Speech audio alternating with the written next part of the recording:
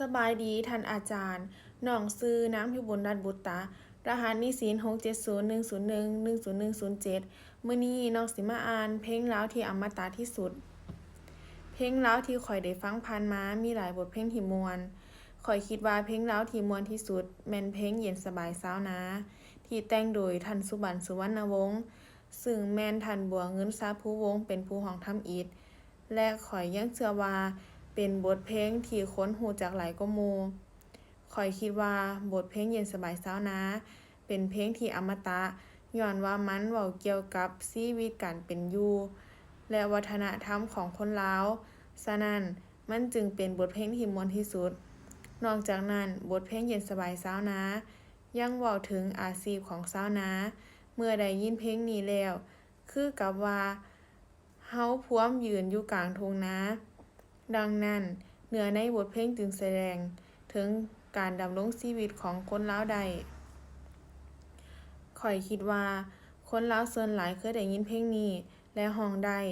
เพราะว่าเป็นเพลงที่ร้องง่ายคำศัพท์บ่ยากมีจังหวะและทำนองที่ม่วน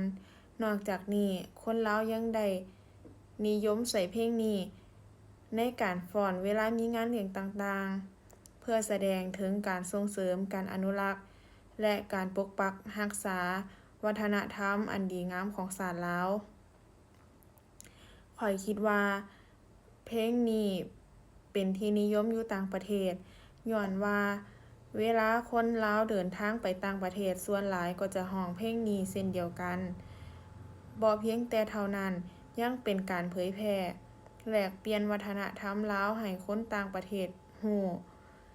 จากบทเพลงนี้หลายขึ้นเพราะว่าข้อยเห็นคนต่างประเทศสามารถร้องเพลงนี้ได้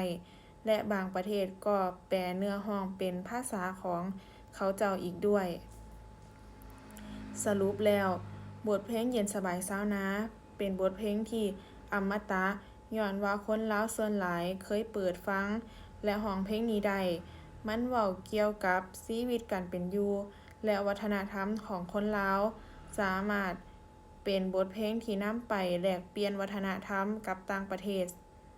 ฉะนั้นพวกเราทุกคนควรอนุรักษ์ปกปักรักษาและส่งเสริมให้มีการใช้บทเพลงนี้อย่างกว้างขวางทั้งภายในและต่างประเทศบุญธาตุหลวงโอ้น้อ12เพลงแม่นมื้อสานสืบของควรนับหนึ่งเป็นปางบุญสืบมานานแล้วเดินธาตุหลวงเป็นหม้องสาวลาวหมหวมบุญธาตุหลวงม่วนแม่งมีขึ้นสู่ปีมีฮอดการลากลิ้นหลายแบบในงานการแสดงดีๆเสพงานลำฟ้อนทั้งละครนำพร้อม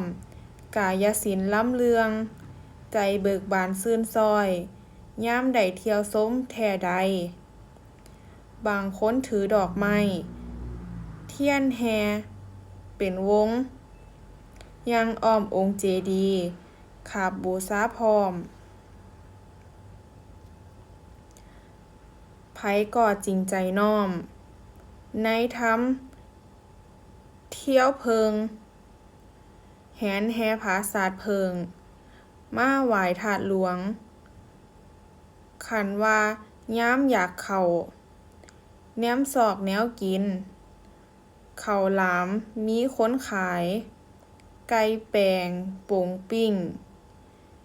แล้วจึงไปหาซื้อของราคาถูกสินค้าแนวอยากได้มีแท้ซุแนวงานบุญเป็นบ่อนเต้าแพงเพื่อนพงษาเฮ็ดให้ใจกลมเกลียวผูกพันแพงตุ่มมื้อเลิกบุญเลยได้ตีขี้ขันแข่งเป็นกีฬาเก่ากี้บุญนี้สืบมาคันว่าเทิงขอบมื้อบุญธาตุยามใด